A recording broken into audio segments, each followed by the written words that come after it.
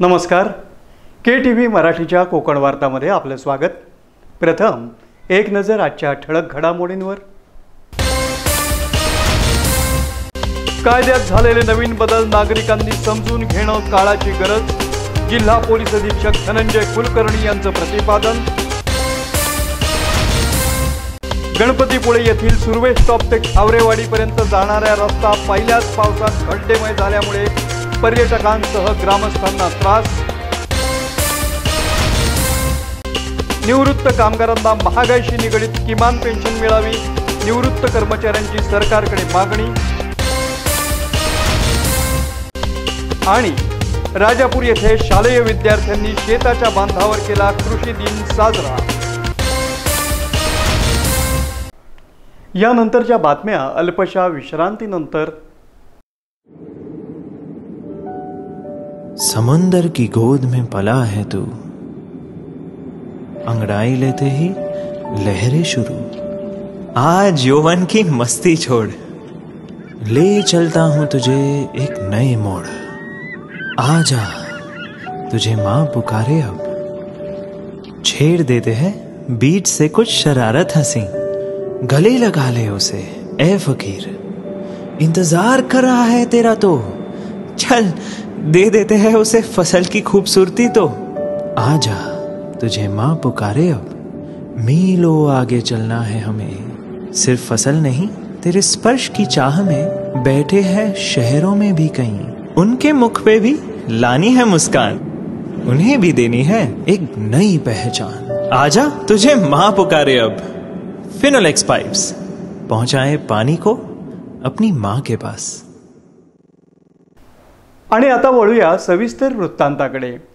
कायद्यात झालेले काही बदल नागरिकांनी समजून घेणं काळाची गरज असल्याचं प्रतिपादन रत्नागिरी जिल्ह्याचे पोलीस अधीक्षक धनंजय कुलकर्णी यांनी केलं आहे. पोलीस पाटलांचं काम महत्त्वाचा रोल यामध्ये असणार आहे. गाव पातळीवरती कायद्यांची माहिती असणं, त्याच्याबद्दलच्या हक्कांची माहिती असणं, कारण हे कायद्यांचे बदल आहेत सिटिझन सेंट्रिक आहेत, नागरिकांना केंद्रीभूत मानून केलेले बदल आहेत. जसं आता पंचेदार साहेब सांगत होते, बरेच व्यक्तीचा गैरविचार केला होता कायद्यांमध्ये. पूर्वी अपराध्यांच्या मानवी हक्कांचा, त्यांच्या सगळ्या याचा विचार कायद्यामध्ये केलेला होता, बरेच व्यक्तीचा गैरच केलेला होता. मला वाटतं हे बदल आहे, याचं आपण स्वागत केलं पाहिजे. त्याच्या बदलासाठी आपण सर्वांनी जागरूक असणं फार गरजेचं आहे. मला पुन्हा त्या तरतुदीबद्दल चर्चा करायची नाही. तुम्ही स्वतः युट्यूबमध्ये जा, टीव्हीवरती जा, साहेब चांगल्या पद्धतीनं अनेक बदलांच्या बद्दल तुम्हाला माहिती मिळेल. बाकी कलमांचे नंबरचं लक्ष ठेवायची गरज नाही. पूर्वी जे काही गुन्हे होते तेच आहेत गुन्हे, त्यात अजून काही गोष्टी ॲडिशन आहे, अजून काही गोष्टी बदल आहे. याच्या बदलाची माहिती तुम्हाला निश्चितपणे प्रोत्साहन माहिती घेतली, प्रोत्साहन जर आपण अभ्यास केला त्याची माहिती निश्चितपणे मिळू शकेल. पण ते बदल का आहेत याची कारण मीमांसा समजून घेणं खऱ्या अर्थानं फार महत्त्वाचं आहे. तसं आता सायन्स सांगत होते, आपल्याला स्वातंत्र्य मिळून अगदी इतकी वर्ष होत गेली तर अजून आपण ब्रिटिशकालीन कायदे वापरले. जुन्या कायद्यामध्ये राणीचा उल्लेख होता, क्वीन जी ब्रिटिशांच्या साम्राज्याची राणी होती, तिचा उल्लेख होता. ते सुद्धा बदल आपण केले होते. मला वाटतं अशा प्रकारचे बदल होणं फार काळाची गरज होती. ते बदल केलेले आहेत. रत्नागिरी जिल्हा पोलीस दलातर्फे नवीन कायदे प्रशिक्षण आणि चर्चा सत्राचं रत्नागिरी इथं आयोजन करण्यात आलं होतं. त्यामध्ये बोलताना पोलीस अधीक्षक धनंजय कुलकर्णी यांनी सविस्तरपणे आपलं मत मांडलं. मी त्यानिमित्तानं जास्त वेळ दिला नाही, परंतु मला आपल्या सर्वांना एक आव्हान त्यानिमित्ताने करायचं आहे. ह्या बदलांच्या स्वागतासाठी आपण तयार असलं पाहिजे. गाव पातळीवरती आपण गावकरी जेव्हा चर्चा कराल, गावकरी जेव्हा बोलाल त्यावेळेस त्याच्याबद्दलची जागरूकता आणली पाहिजे. त्याच्या ह्या कायद्यांमध्ये महिला आणि बालकांसंदर्भातले जे कायदे आहेत, जे वेगवेगळे म्हणजे फार त्याला गांभीर्याने त्याच्याकडे बघितलेलं आहे. संस्थेने त्याकडे बघताना अतिशय गांभीर्याने बघितलेला त्याच्याबद्दलचा वेगळा चॅप्टरच वेगळा तयार केलेला आहे. त्याच्याबद्दलच्या पनिशमेंटच्या चर्चा वेगळी केलेली आहे. त्याबद्दल आपण जो समाजाचा जो गट आहे महिला आणि मुलं त्याच्याबद्दल आपण जागरूक राहिल्याबद्दल त्याच्याबद्दलच्या काही घटना घडतील जरूर त्याच्याबद्दलची रिपोर्टिंग आपण करत आहे. आता तुम्ही सगळं कायद्यामध्ये बदल झाला, पोलिसांची कार्यपद्धती बदलली का? नाही, तीच बदलली नाही. कार्यपद्धती तीच आहे, परंतु त्याच्यामध्ये अजून आधुनिक अशा प्रकारचं स्वरूप सांगता येईल. पंचनामा करताना व्हिडिओ रेकॉर्डिंग करायचा आहे, ठीक आहे ना.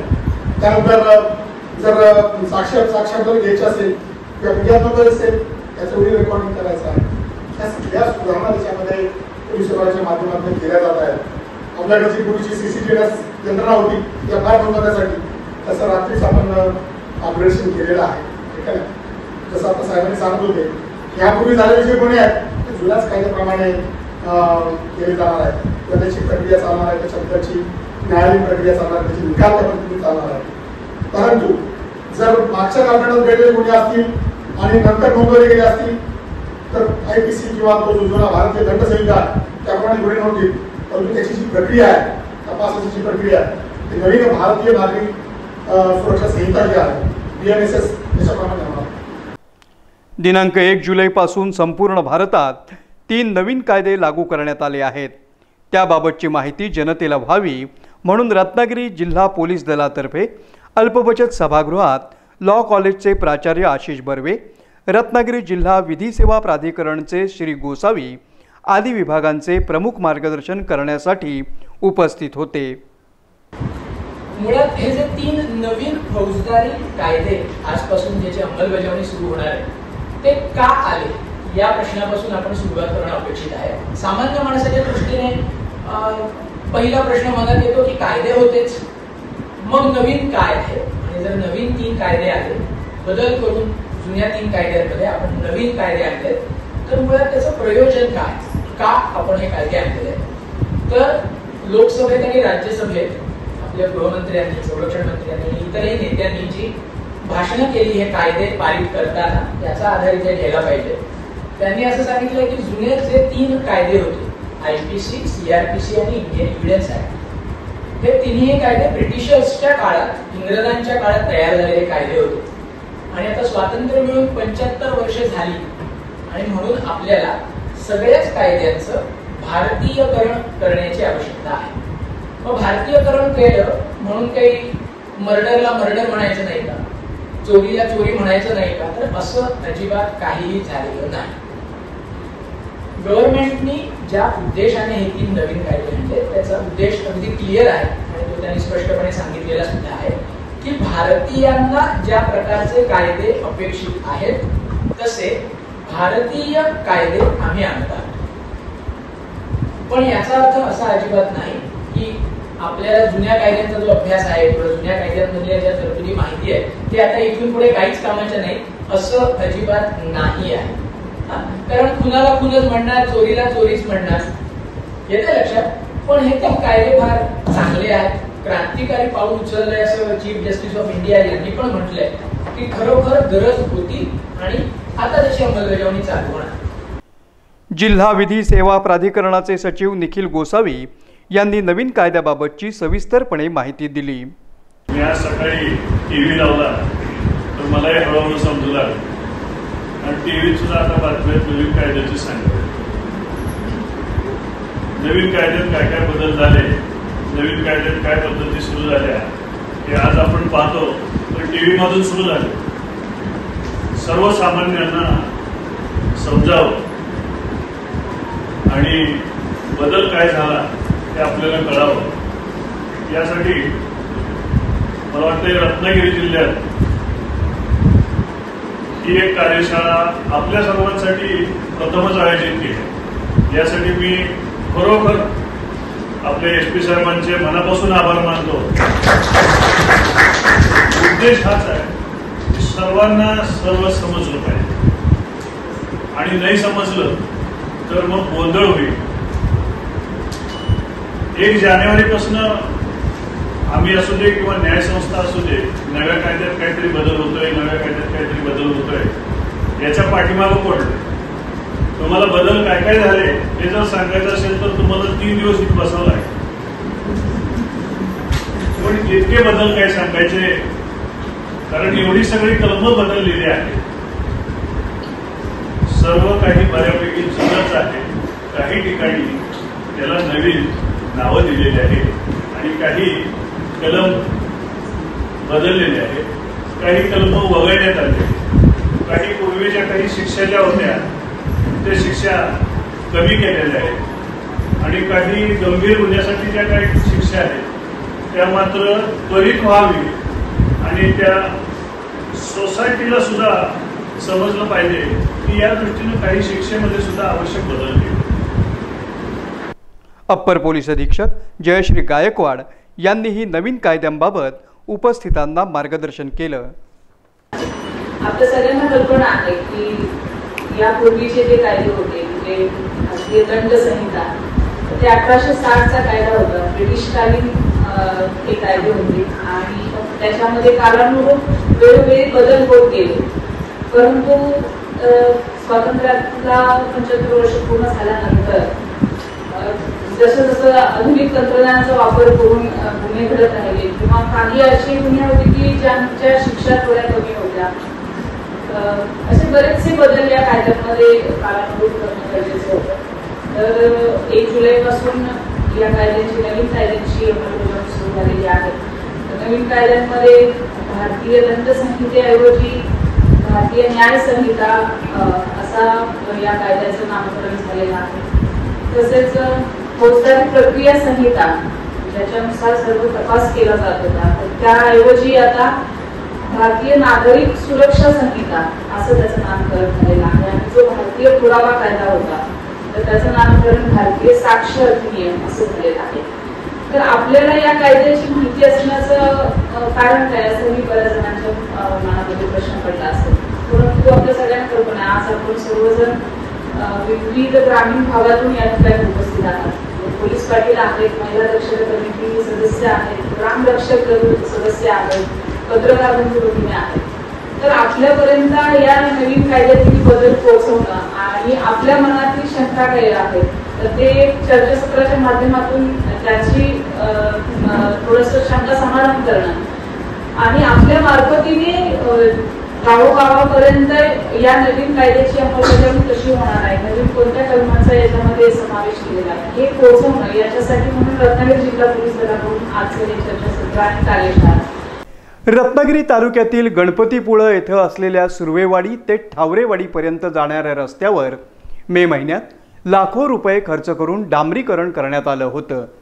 परंतु अवघ्या 15 दिवसाच्या पावसातच या रस्त्याचे 3:13 वाजले असल्यानं ग्रामस्थ आणि विशेष करून भाविकांमध्ये संताप व्यक्त करण्यात येत आहे.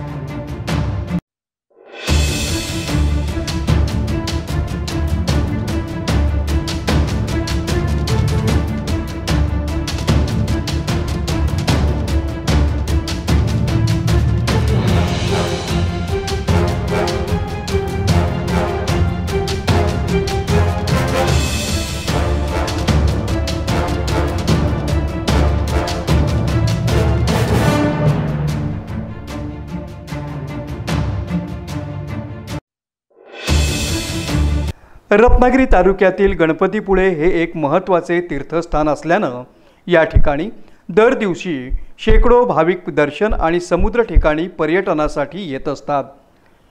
या भागातील रस्ते मे महिन्यातच डांबरीकरण करण्यात आले होते, परंतु अवघ्या काही दिवसांच्या पावसातच हे रस्ते खड्ड्यात गेले असल्यानं रत्नागिरी जिल्हा परिषदेच्या बांधकाम विभागाच्या कारभाराविरोधात नाराजी व्यक्त करण्यात येत आहे.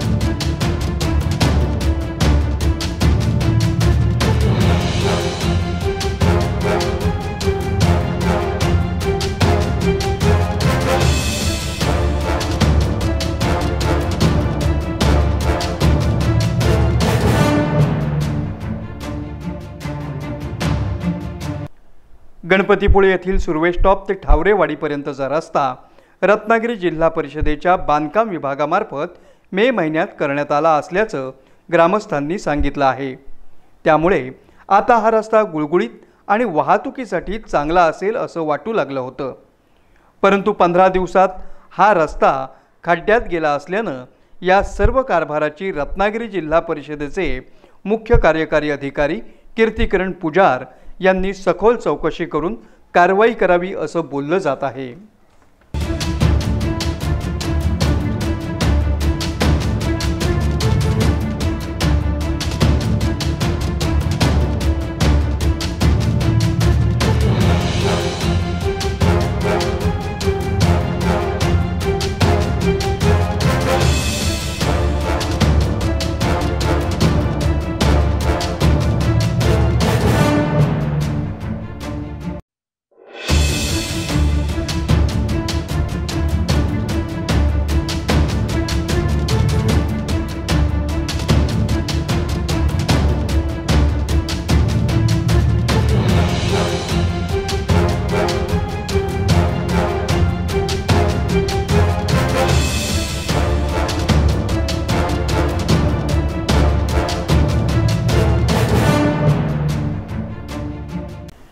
शासकीय महामंडळातील कामगार, मागील 20-25 वर्षांपासून काम करणारे कंत्राटी कामगार आणि विविध लघु आस्थापनांमधील असंघटित कामगार यांच्या वृद्धापकाळासाठी कोणतीही निश्चित आणि भरीव तरतूद वाढत्या महागाईला तोंड देण्यासाठी उपलब्ध नाही। या बाबीकडे सरकारचं लक्ष वेधण्यासाठी महागाईशी निगडीत किमान पेन्शन कायदा मागणी राष्ट्रीय समिती रत्नागिरी यांच्यातर्फे जिल्हाधिकारी यांना पंतप्रधानांना देण्यासाठी निवेदन देण्यात आलं।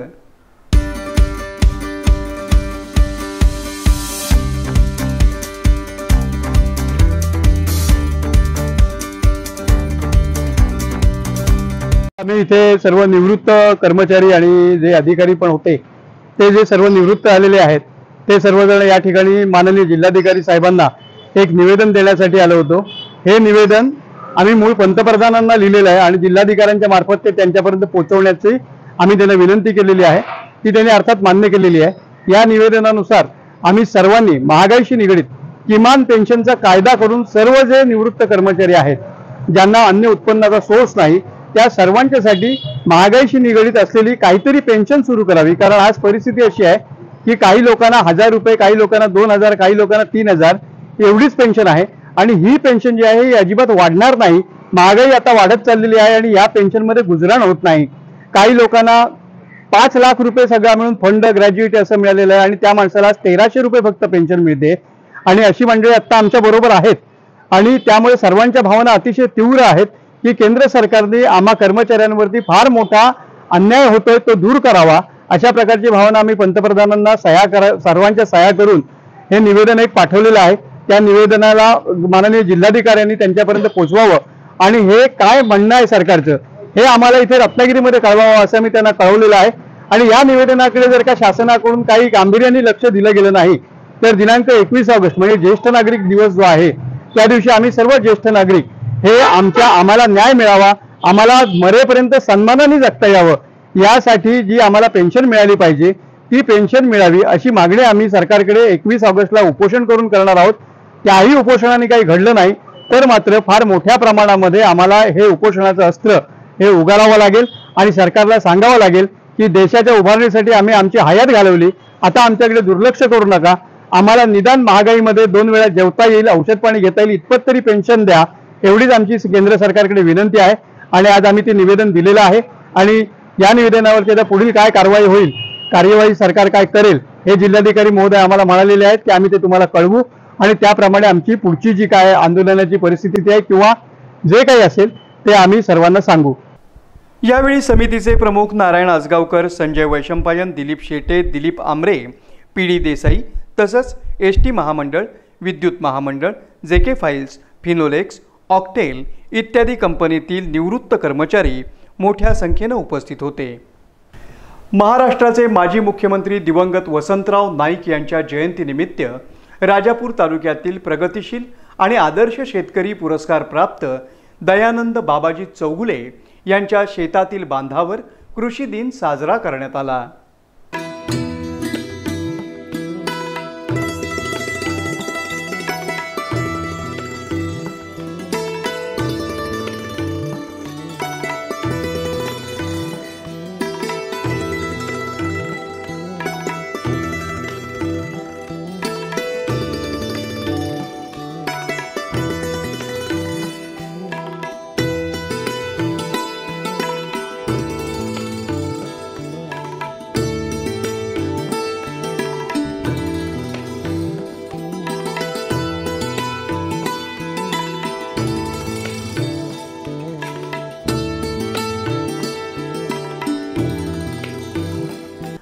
प्रगतिशील शेतकरी दयानंद बाबाजी चौगुले यांनी आपल्या शेतात एकूण 35 प्रकारच्या भात शेतीची यावेळेस लागवड केली असून त्याचप्रमाणे आपल्या शेतामध्ये वेगवेगळ्या जातीचं भात बियाणं पेरून इंटरनेटच्या जगात देखील भात शेतीला किती महत्त्व आहे हे संपूर्ण देशाला पटवून देण्याचं कार्य ते सध्या करत आहेत।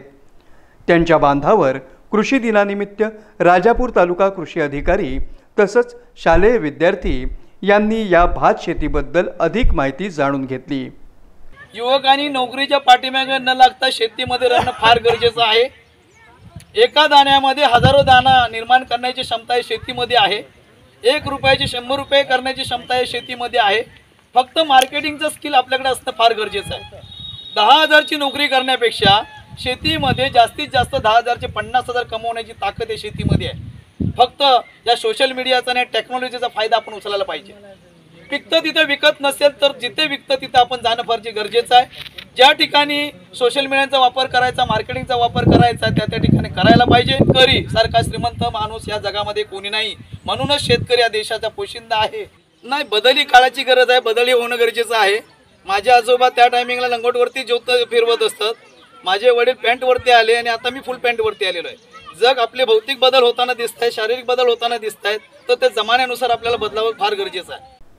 दरम्यान या पावसाळ्यात दयानंद चौगुले यांनी भारतामधील असलेल्या 40 भात शेतीपैकी 35 प्रकारचं भात बियाणं आपल्या शेतात पेरणी केलं आहे आणि विशेष म्हणजे कोणतीही मशागत न करता उत्कृष्टरित्या आपल्या शेतात भाताची रोपं उगवून आणून त्यांची लावणी देखील करण्यात आली आहे। अशा या ध्येयवेड्या शेतीमित्रानं आपल्या तालुक्यातीलच नव्हे तर संपूर्ण देशाला आणि तरुणांना भात शेती किती महत्त्वपूर्ण आहे हे पटवून देण्याचा प्रयत्न केला आहे। त्यांच्या या प्रयत्नाला KTV न्यूज चॅनलचा सलाम।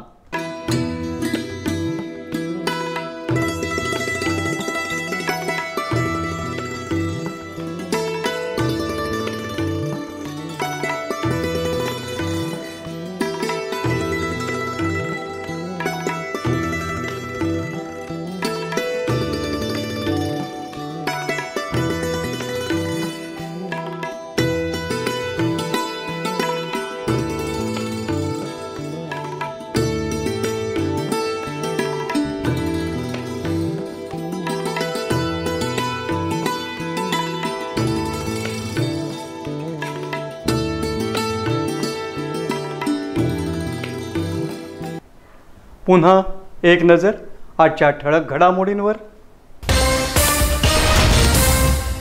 कायद्यात झालेले नवीन बदल नागरिकांनी समजून घेणं काळाची गरज, जिल्हा पोलीस अधीक्षक धनंजय कुलकर्णी यांचं प्रतिपादन। गणपतीपुळे येथील सुर्वे स्टॉप ते खावरेवाडीपर्यंत जाणाऱ्या रस्ता पहिल्याच पावसात खड्डेमय झाल्यामुळे पर्यटकांसह ग्रामस्थांना त्रास। निवृत्त कामगारांना महागाईशी निगडीत किमान पेन्शन मिळावी, निवृत्त कर्मचाऱ्यांची सरकारकडे मागणी। आणि राजापूर येथे शालेय विद्यार्थ्यांनी शेताच्या बांधावर केला कृषी दिन साजरा। याबरोबरच आजचं हे बातमीपत्र संपलं। पुन्हा भेटूया पुढील बातमीपत्रात, तोपर्यंत नमस्कार।